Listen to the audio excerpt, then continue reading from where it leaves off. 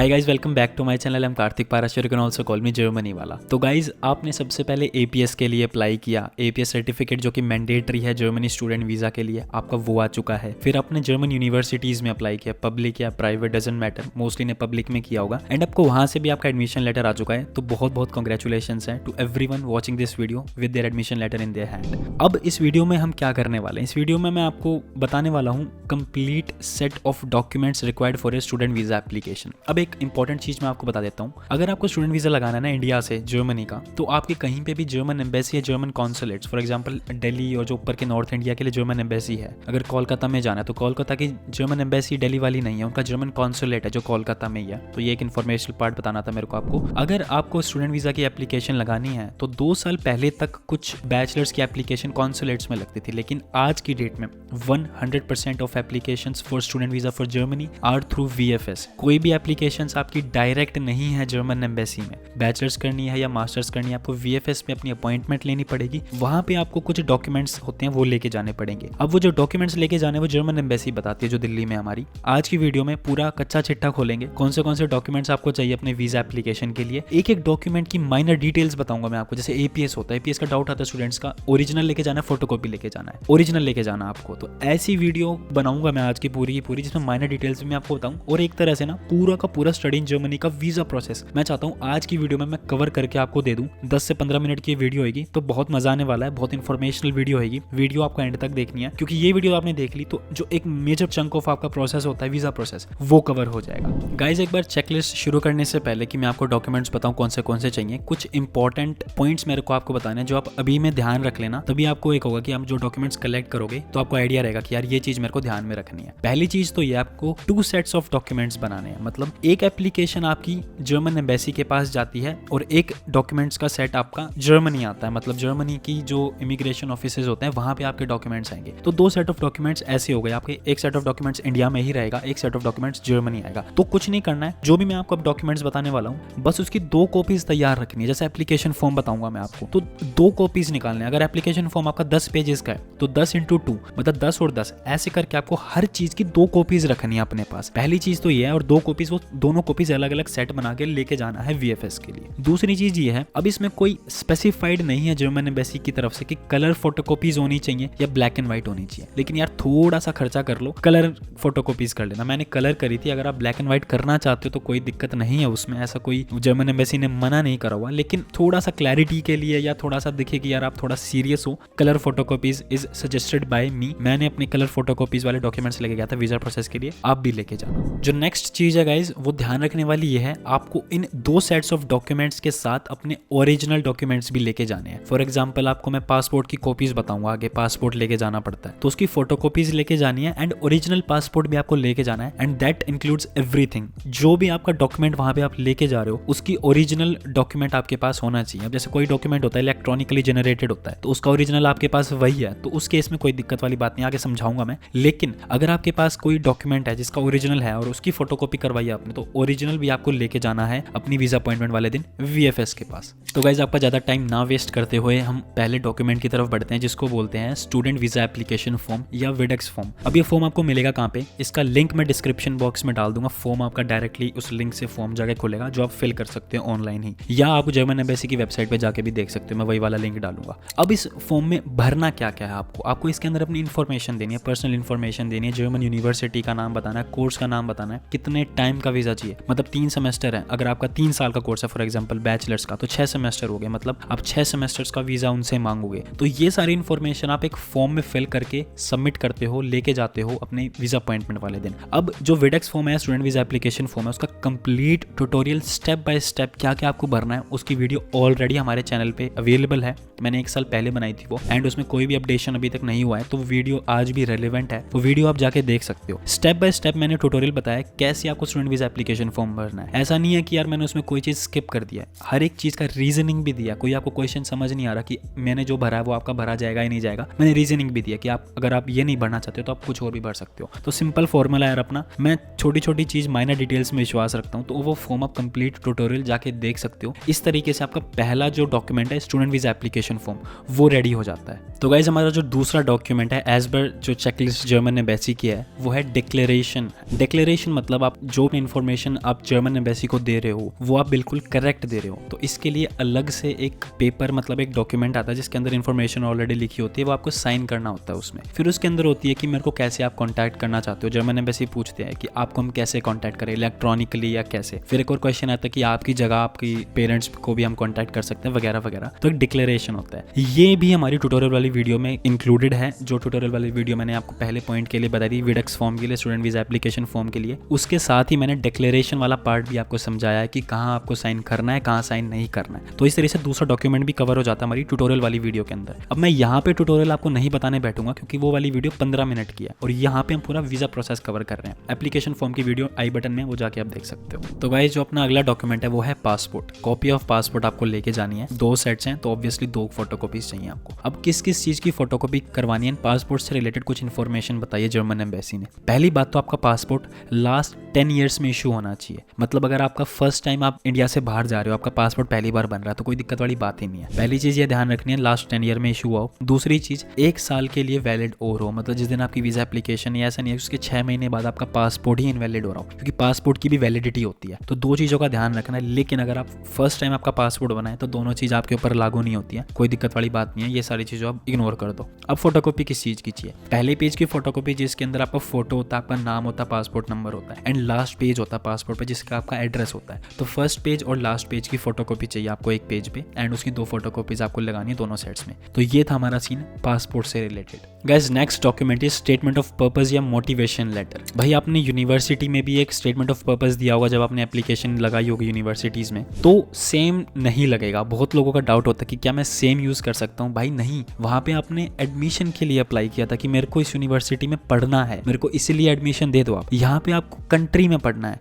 तो आप visa officer को ये बताओगे कि यार मैं क्यों पढ़ना चाहता हूँ जर्मनी में, एंड मैं कोई भी उल्टी सीधी हरकत है जर्मनी में नहीं करूंगा, मेरे को इतने टाइम का वीजा चाहिए, मेरे को पढ़ाई करने के बाद मेरे क्या प्लान्स हैं। तो पूरा का पूरा ना स्कोप ही बदल जाता है आपको। अगर आप यूनिवर्सिटी का लेटर ऑफ मोटिवेशन जो होता है एंड वीजा का पर्पस वाला लेटर ऑफ मोटिवेशन होता है जो, तो अब जो डॉक्यूमेंट की हम बात कर रहे हैं, now you need statement of purpose for visa application. अब आपके लिए मेरा एक सरप्राइज रखा है वीडियो के एंड में। सरप्राइज क्या है पहले बता देता हूँ, लेकिन वो वीडियो के एंड में आपको पता चलेगा कि कैसे मिलेगा आपको वो सरप्राइज। वो ये है, मैंने अपना लेटर ऑफ मोटिवेशन जो मैंने अपने वीजा के लिए दिया था वो वीडियो के एंड में आपको मिल जाएगा। कहाँ पे मिलेगा ये वीडियो के एंड में आपको पता चलेगा। ऐसी बहुत सारी चीजें हैं जो भी डॉक्यूमेंट्स आएंगे जो मैं अपनी आपके साथ शेयर करूंगा जिससे मुझे वीजा मिला। तो नाउ मैंने आपको बता दिया है स्टेटमेंट ऑफ पर्पस आपको चाहिए एक वीजा एप्लीकेशन के लिए। तो गाइस अब आपको चाहिए सबसे बड़ी चीज जिसके लिए बहुत जद्दोजहद चल रही थी इंडियन स्टूडेंट्स की लास्ट 1-2 साल से, वो है एपीएस सर्टिफिकेट। अब एपीएस सर्टिफिकेट पहले मेरे टाइम पे ना फिजिकल आते थे तो 5 आते थे मेरे पास, लेकिन अब डिजिटली आते हैं आपके पास। अगर आपके पास डिजिटली है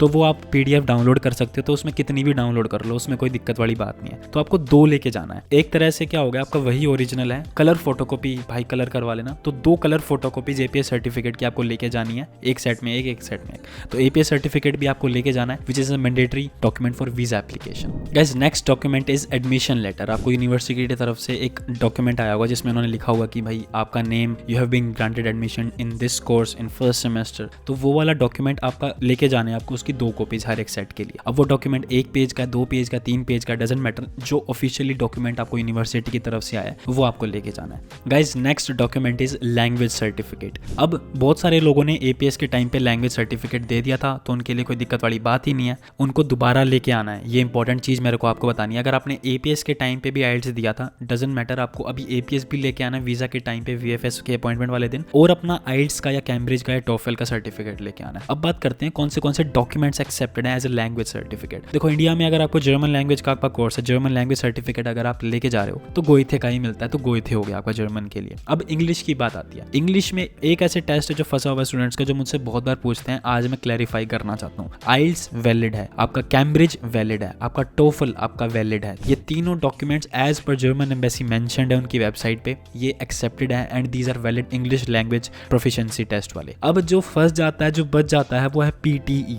मेरे से स्टूडेंट्स पूछते हैं कि यार क्या पीटीई वीजा के लिए एक्सेप्टेड है, and the answer is unfortunately no. अगर आपको वीजा के लिए अप्लाई करना है as per German embassy, PTE mentioned नहीं है। पहले वीजा मिला है, मिलता था, मुझे नहीं पता, एज ऑफ नाउ आज की डेट में पीटीई मेंशन्ड है। एंड मैं अपनी तरफ से आपको कोई ऐसी गाइडेंस नहीं देना चाहता कि ट्राई कर लो हो जाएगा, नहीं यार, एम्बेसी की वेबसाइट पे 3 ही मेंशन्ड है तो 3 ही चलते होंगे। लेकिन अगर आपको कोई आपका एजेंट बोल रहा है, जो बोल रहा है, आपको जो भी उनकी बात माननी है मानो, but but if you want to listen from me, PT is not accepted. भाई आइल्स दे दो और आपका टोफल दे दो या कैम्ब्रिज टेस्ट दे दो। फिर एक इंपॉर्टेंट क्वेश्चन आता है वैलिडिटी ऑफ लैंग्वेज सर्टिफिकेट्स। अब देखो कितनी इन्फॉर्मेशनल वीडियो मैं आपके लिए बना रहा हूँ, क्योंकि ये वाली चीज़ें अगर कोई मैं देख के बता रहा होता ना आपको कहीं से, तो ये वाली चीज़ मेरे दिमाग में नहीं आती। ये चीज़ ये है कि आइल्स की वैलिडिटी कितनी है। पीछे एक थोड़ा सा डाउट हो गया था यार, पीछे थोड़ी सी मतलब 3-4-5 महीने पहले, कि आइल्स की वैलिडिटी 2 साल से कम करके 1 साल कर दी है जर्मन एम्बेसी ने। भाई आइल्स की वैलिडिटी 2 साल होती है, उसको एक जर्मन एम्बेसी का कोई हक नहीं है उसको करने का। आइल्स एक इंस्टीट्यूशन है। आइल्स बोलता है कि हमारे पास किसी बच्चे ने टेस्ट दिया है तो वो 2 साल के लिए वैलिड है उसका टेस्ट। मैंने मेल किया था जर्मन एम्बेसी को, आपको मेल का रिप्लाई दिख रहा होगा स्क्रीन पे, तो ये रिप्लाई आया था उनका। उन्होंने भी यही बोला था कि भाई आइल्स की वैलिडिटी ही 2 साल है, तो उसमें 1 साल वाला कोई सीन नहीं है। अगर आपका आइल्स 2 साल के आपके पास है तो वो वैलिड है, अगर 1 साल हो चुका है तब भी वो 1 साल और के लिए वैलिड है आपका आइल्स का certificate. Guys next is educational documents. आपने एपीएस के लिए जब अप्लाई किया था तो आपने वहाँ पे अपने सारे एजुकेशनल डॉक्यूमेंट्स वहाँ पे दे दिए थे। सेम आपको अब वीजा के लिए भी चाहिए, आपके 10th के सर्टिफिकेट, आपका 12th की मार्कशीट एंड सर्टिफिकेट, फिर आपकी बैचलर्स के सर्टिफिकेट, आपका प्रोविजनल सर्टिफिकेट या डिग्री आपने जो भी एपीएस के टाइम पे दी थी, सेम अब आपको वीजा के लिए चाहिए। क्वेश्चन उठता है क्या ट्रांसक्रिप्ट मैंडेटरी है, क्या डिग्री मैंडेटरी है बैचलर वाली आपकी वीजा एप्लीकेशन के लिए? तो गाइज सेम एपीएस में भी लागू होता है, सेम यहाँ पे लागू होता है। अगर आपकी डिग्री खत्म हुए 1 साल अभी नहीं हुआ है तो आपका प्रोविजनल सर्टिफिकेट तो सबको मिलता ही है, प्रोविजनल डिग्री सर्टिफिकेट वो वैलिड होता है, कोई डिग्री की जरूरत नहीं है, प्रोविजनल डिग्री सर्टिफिकेट वैलिड होता है। लेकिन अगर आपका 1 साल खत्म हो चुका है, आपकी डिग्री खत्म हुई, तो क्योंकि प्रोविजनल सर्टिफिकेट 1 ही साल का होता है, तो अगर आपका प्रोविजनल सर्टिफिकेट वैलिड नहीं है तो ऑफिशियल डिग्री चाहिएगी। अब क्वेश्चन उठता है ट्रांसक्रिप्ट चाहिए या नहीं चाहिए। ट्रांसक्रिप्ट क्या होता है? वेरीफाइड वर्जन ऑफ आपकी मार्कशीट्स होती हैं। आपकी जो मार्कशीट आती है हर सेमेस्टर, आपके पास भी आई है, आपके फ्रेंड के पास भी आई है, लेकिन अब आपको जर्मनी पढ़ना है, तो आपको जर्मनी पढ़ने के लिए यूनिवर्सिटीज एक ऑप्शन देती है ट्रांसक्रिप्ट। आपके रिकॉर्ड्स दोबारा से चेक होंगे, दोबारा से आपके फर्स्ट सेमेस्टर से लेकर लास्ट सेमेस्टर के एग्जाम्स चेक होंगे कि कौन से आपके कितने मार्क्स आए थे। एंड बहुत सारे लोग 4-5 लोग आपकी उस मार्कशीट पे साइन करके देते हैं, यूनिवर्सिटी की तरफ से न्यू मार्कशीट आती है। तो क्या ट्रांसक्रिप्ट मैंडेटरी है? नहीं है, मैंडेटरी नहीं है, लेकिन अगर आपके पास ऑप्शन है तो भाई आप प्रेफर करो कि ट्रांसक्रिप्ट एक इशू करवा लो यूनिवर्सिटीज की तरफ से, आपका वीजा प्रोसेस थोड़ा जल्दी हो जाएगा। Guys next documents are CV and cover letter. ये 2 अलग अलग डॉक्यूमेंट्स है, लेकिन मैं एक साथ आपके लिए लेके चल रहा हूँ, ये दोनों आपको लेके जाने हैं। सीवी क्या होता है? सीवी के अंदर आप अपनी इन्फॉर्मेशन देते हो कि भाई आपकी एजुकेशनल हिस्ट्री क्या है, क्योंकि ज्यादातर वर्क एक्सपीरियंस अगर मैंडेटरी नहीं है आपके लिए या रिक्वायर्ड नहीं था, आपने यूनिवर्सिटी में नहीं दिया तो जर्मन एम्बेसी को भी नहीं चाहिए, सिर्फ अपनी एजुकेशनल हिस्ट्री दे दो। तो मैं अपना जो मैंने सीवी दिया था वो वीडियो के एंड में आपको मिल जाएगा कि कहाँ पे मिलेगा, तो सीवी आपको एज इट इज मिल जाएगा, उसमें आप अपना भर देना इन्फॉर्मेशन। दूसरी चीज आती है कवर लेटर। भाई कवर लेटर मेंशन्ड नहीं है, जर्मन एम्बेसी की जो चेकलिस्ट है उसमें मेंशन नहीं है, लेकिन वो लगता है। बहुत सारे स्टूडेंट्स बोलते हैं कि तो बहुत नॉर्मल सी बात होती है, कवर लेटर लगेगा। भाई तुमने देखा हुआ है यूट्यूब पे कहीं पे, तुम्हें तब पता, तुम्हें सपने नहीं आए थे, क्योंकि मेंशन नहीं है जो चेकलिस्ट है जर्मन एम्बेसी की। जैसे मैं सारे डॉक्यूमेंट्स बता रहा हूँ ये मेंशन्ड है, लेकिन कवर लेटर मेंशन नहीं है। मुझे भी कहीं से पता चला था, मैं नहीं बोल रहा मुझे सपना आया था, लेकिन मैं आगे आपको बता रहा हूँ कि ये मैंडेटरी डॉक्यूमेंट है। एंड जो मैंने अपना कवर लेटर दिया था, सेम कवर लेटर आपको वीडियो के एंड में भी मिल जाएगा, तो वीडियो आपको एंड तक देखने में बार बार बोल रहा हूँ। तो CV and cover letter, these two are also mandatory document which you have to take on your visa appointment day to VFS। तो गाइज जो नेक्स्ट रिक्वायरमेंट है ना, वो मैं समझता हूँ सबसे इंपॉर्टेंट रिक्वायरमेंट है, एंड आपको ये वाली ना बहुत ध्यान से सुननी है, क्योंकि बाकी जो डॉक्यूमेंट्स आपके पास ऑलरेडी हैं या आप उनको अपने पास प्रोक्योर कर लोगे, लेकिन अभी जो मैं आपको डॉक्यूमेंट्स बताने जा रहा हूँ ये थोड़े इंपॉर्टेंट है, ध्यान से सुनो। अब फाइनेंशियल मीन्स चाहिए आपको। जर्मन एम्बेसी बोलती है कि यार आपकी कोई ट्यूशन फी नहीं है, लेकिन आपको ना अपना खर्चा रखना है कि भाई आपका खर्चा की जिम्मेदारी कौन लेगा, या तो आप खुद लोगे या आपके लिए कोई और लेगा। तो पहली चीज तो यह कि अगर आपको स्कॉलरशिप मिली हुई है ना, आपने स्कॉलरशिप्स के लिए अप्लाई किया जर्मनी में एंड आपको स्कॉलरशिप मिल गई, आपको रहने के लिए आपको खर्चा आपको स्कॉलरशिप से निकल जाएगा, तो आपको स्कॉलरशिप का लेटर लेके जाना है एंड वही आपका फाइनेंशियल मीन्स हो जाएगा। एक तो ये ऑप्शन हो गया। दूसरा ऑप्शन फाइनेंशियल मीन्स दिखाने का आपका होता है स्पॉन्सरशिप लेटर। आपका कोई रिश्तेदार रह रहा है जर्मनी में या कोई नोन रह रहा है, वो आपका जिम्मा उठा रहे हैं कि भाई मैं इस बच्चे को, इस स्टूडेंट को स्पॉन्सर कर रहा हूँ, वो आपको एक स्पॉन्सरशिप लेटर लिख के देंगे जो आपके नोन है, एंड फिर वो आप स्पॉन्सरशिप लेटर लेके जाओगे अपनी वीजा अपॉइंटमेंट वाले दिन। तीसरा एंड मोस्ट यूज्ड या मोस्ट प्रेफर्ड जो डॉक्यूमेंट होता है या जो ऑप्शन होता है वो होता है ब्लॉक्ड अकाउंट। मतलब आप ना कुछ पैसे ब्लॉक कर देते हो एक अकाउंट में, एंड 1 साल के लिए कुछ पैसे ब्लॉक करते हो आप, एंड आपको हर महीने कुछ पैसे आ जाते हैं, एंड ईयर एंड तक जो लास्ट आपकी जो किस्त आती है उसमें आपके सारे पैसे आपके पास होते हैं। As simple as that.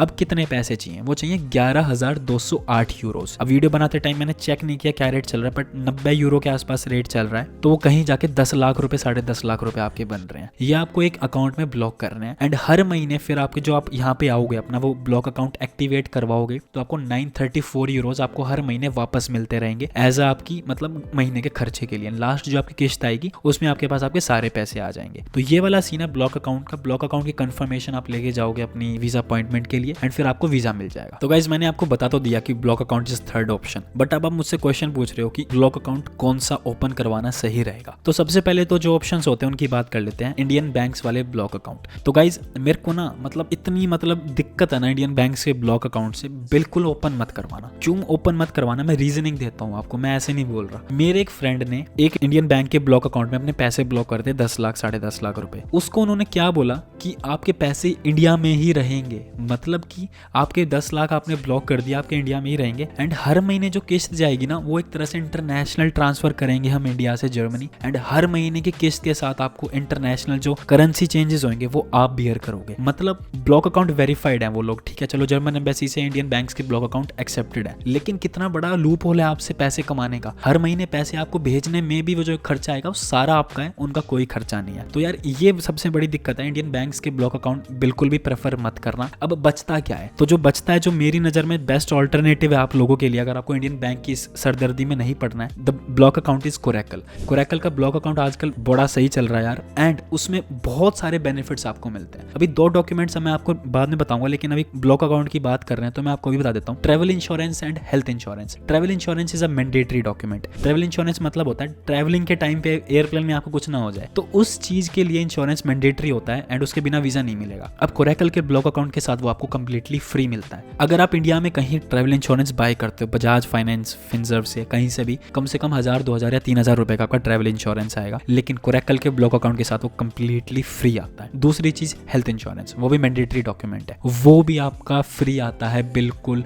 कोरैकल के ब्लॉक अकाउंट के साथ। अब मैं आपको कोरैकल के ब्लॉक अकाउंट के बारे में थोड़ा बता देता हूँ, उनकी वेबसाइट दिखा देता हूँ, कैसे आप अपना ब्लॉक अकाउंट ओपन करवाओगे, क्योंकि वहीं से ही आपको हर महीने पैसे मिलेंगे एंड उनका इंटरफेस बड़ा ईजी है। और एक इंपॉर्टेंट क्वेश्चन, मेरे को नहीं लगता इंपॉर्टेंट है, बस एक क्वेश्चन आपका अगर आ रहा होगा कि क्या कोरैकल का ब्लॉक अकाउंट से मेरे को वीजा मिलेगा या नहीं मिलेगा, the answer is yes. Officially accepted है by German embassy in Delhi है, जर्मन कॉन्सुलेट जो भी इंडिया में है, and in fact faster visa process होगा आपका, क्योंकि एक बार जब आप अपने डॉक्यूमेंट सबमिट करते हो तो वो वेरीफाई करते हैं कि पैसे इसने सच में ब्लॉक करे हैं या नहीं करे हैं। तो जब वो कोरैकल वालों से कॉन्टैक्ट करेंगे तो इनकी तरफ से स्विफ्ट रिस्पॉन्स जाता है, जल्दी रिस्पॉन्स जाता है एंड आपकी वीजा प्रोसेस भी जल्दी होता है, राइट। तो मेरी आपको रिकमेंडेशन है कोरैकल में आप ओपन करवाओ। अब एक बार उनका इंटरफेस देख सकते हैं कि कैसे आपको कोरैकल के ब्लॉक अकाउंट के लिए अप्लाई करना है, मुश्किल से आपके 5 मिनट भी नहीं लगेंगे, राइट। वो एक बार देख लेते हैं। तो ये मैं कोरैकल की वेबसाइट पे हूँ, coracle.de, एंड सिंपल वेबसाइट है coracle.de पे आपको जाना है एंड यहाँ पे आपको सारी इन्फॉर्मेशन मिल जाएगी। अभी ना यहाँ पे इनके 3 पैकेज हैं, सिर्फ ब्लॉक अकाउंट चाहिए, एक हेल्थ इंश्योरेंस वाला सिर्फ हेल्थ इंश्योरेंस, और एक प्राइम पैकेज है। कोरैकल वाले भी खुद से ही सजेस्ट करते हैं कि आप प्राइम पैकेज ओपन करवाओ। प्राइम पैकेज के अंदर होता क्या क्या है, प्राइम पैकेज के अंदर आपका ब्लॉक अकाउंट ओपन होता है, दूसरी चीज आपका हेल्थ इंश्योरेंस आपको मिलेगा, तीसरी चीज आपका ट्रैवल इंश्योरेंस फ्री मिलेगा आपको। और प्राइम पैकेज के अंदर और क्या क्या चीजें हैं,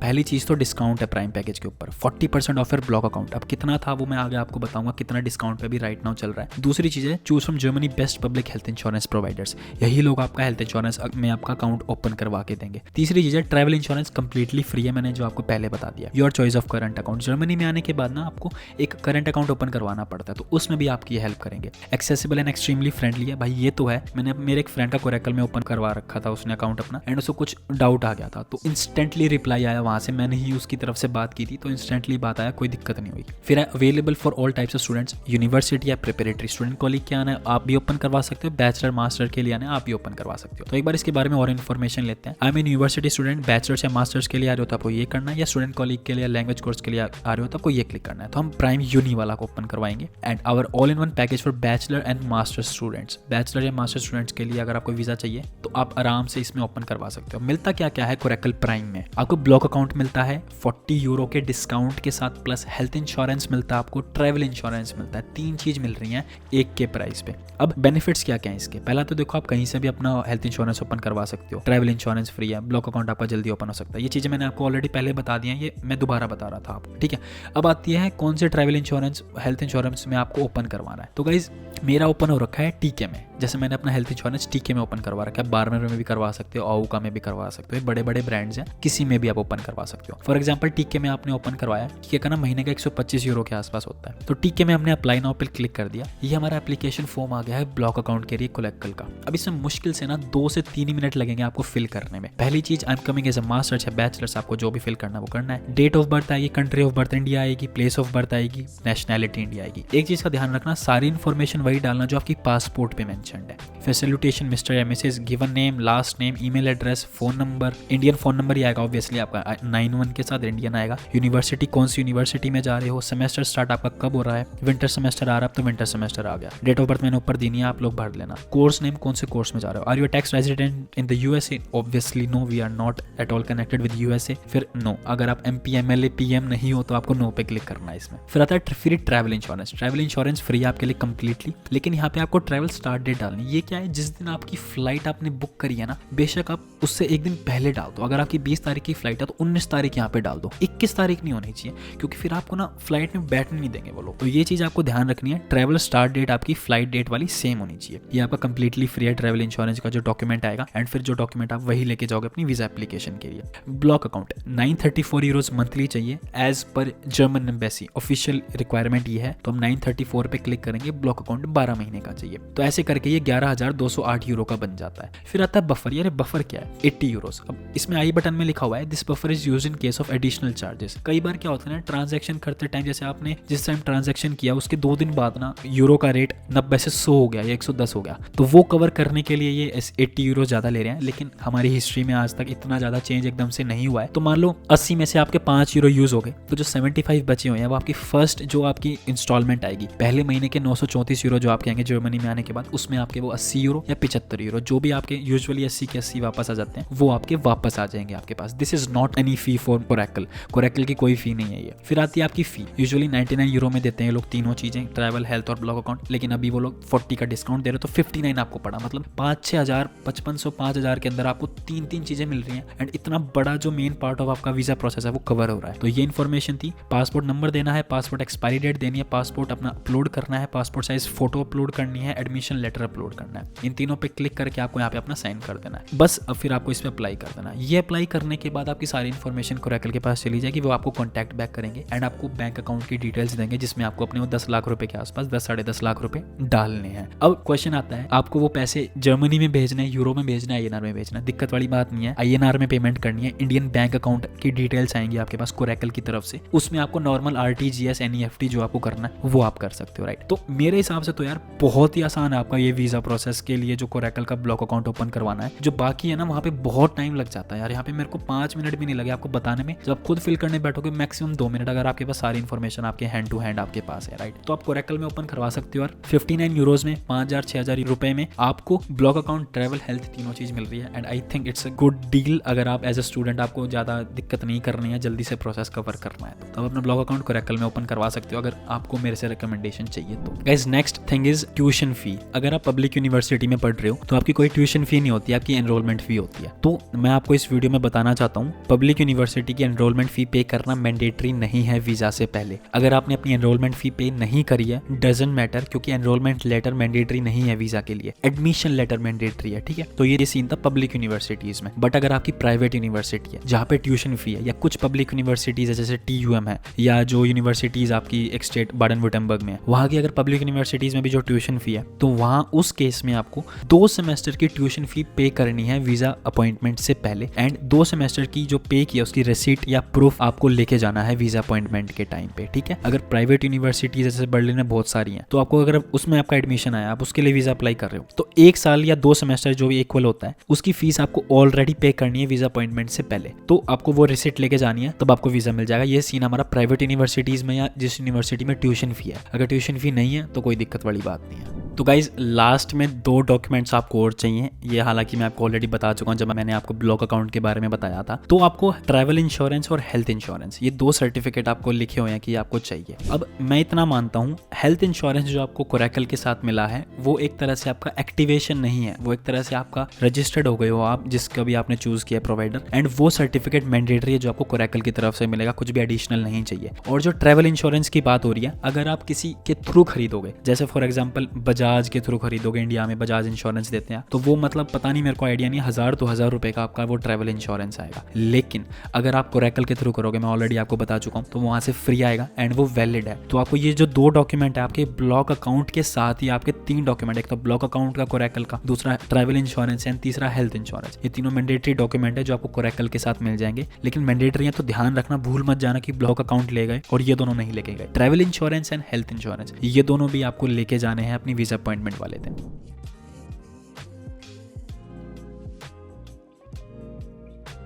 तो गाइस अब सरप्राइज की बात कर लेते हैं। जो मैंने आपको बोला था letter of motivation, CV and cover letter जो मैंने अपने दिए थे अपने वीज़ा एप्लीकेशन के टाइम पे, सेम मैं आपको दे दूंगा फॉर्मेट आपको जो मैंने दिया था, एंड उसमें अपनी इन्फॉर्मेशन भर के या कुछ थोड़ा बहुत आपको चेंज करना वो कर सकते हो। लेटर ऑफ मोटिवेशन में चेंज कर सकते हो, but I won't suggest you to change anything in CV and cover letter. वो एज इट इज रखना एंड अपनी इन्फॉर्मेशन उसके अंदर फिल कर देना। अब ये तीनों डॉक्यूमेंट्स आपको मिलेंगे कहाँ पे? ये आपको मिलेंगे वेबसाइट पे। हमारी वेबसाइट है germanywala.com। वहाँ पे आप जाओगे एंड डिजिटल प्रोडक्ट्स में आपको मिल जाएंगे, एंड वहाँ पे आपको एक कंप्लीटली फ्री मिल जाएंगे। कुछ भी आपको वहाँ पे पे नहीं करना। ऑब्वियसली आपको अकाउंट बनाना पड़ेगा germanywala.com पे, लेकिन डॉक्यूमेंट्स फ्री हैं। आप वहाँ पे इनको बाय करोगे इन ₹0 या मतलब जो भी है फ्री है, एंड ये डॉक्यूमेंट्स आपको डाउनलोड के लिए अवेलेबल हो जाएंगे। तीनों डॉक्यूमेंट्स वहाँ पे मैंने आपके लिए ऑलरेडी प्रोवाइड करवा रखे हैं। तो गाइज आई होप आपको ये पूरा प्रोसेस, पूरे डॉक्यूमेंट्स देख के मजा आया होगा, आपको इन्फॉर्मेशन मिली होगी कि भाई कौन से डॉक्यूमेंट्स चाहिए। एक क्वेश्चन रह गया है, एंड द क्वेश्चन इज कैसे आपको अप्लाई करना है वीजा अपॉइंटमेंट के लिए। क्योंकि सबसे पहले आपको वीजा अपॉइंटमेंट बुक करनी है जैसे ही आपका एडमिशन लेटर आ चुका होता है, क्योंकि अपॉइंटमेंट इतनी आसानी से नहीं मिलती है। कभी 15 दिन, कभी 1 महीने के बाद जाके आपको डेट मिलती है। तो उसका भी कंप्लीट प्रोसेस आई बटन में वीडियो में आपको मिल जाएगा, how to book a slot, visa slot using मतलब VFS पे जाके, ठीक है। कंप्लीट ट्यूटोरियल वो भी आपको मिल जाएगा। एक बार स्लॉट बुक हो गया आपका, उसके बाद आप अपना ब्लॉग अकाउंट का प्रोसेस शुरू कर सकते हो कोरैकल के थ्रू, यानी डॉक्यूमेंट्स इकट्ठा करना शुरू कर सकते हो। जितनी दूर है तो आप थोड़ा रिलैक्स होकर कर सकते हो, जितनी पास है जल्दी जल्दी अपने डॉक्यूमेंट्स इकट्ठे कर सकते हो। यही डॉक्यूमेंट्स चाहिए। ऑफिशियल चेकलिस्ट जो जर्मन एम्बेसी के, उसका लिंक भी आपको डिस्क्रिप्शन बॉक्स में मिल जाएगा अगर आपको इस वीडियो के थ्रू कुछ समझ नहीं आया है, लेकिन मैंने कोशिश करी है माइनर डिटेल्स आपको एक्सप्लेन करने की। आई होप सो आपको सारे डॉक्यूमेंट्स समझ आ गए होंगे वीजा एप्लीकेशन के लिए, स्टूडेंट वीजा के लिए। फिर भी कोई डाउट है, क्वेश्चन है, कमेंट सेक्शन में पूछो, मैं आपको जरूर रिप्लाई करूंगा। Thank you very much for watching this video. Thank you.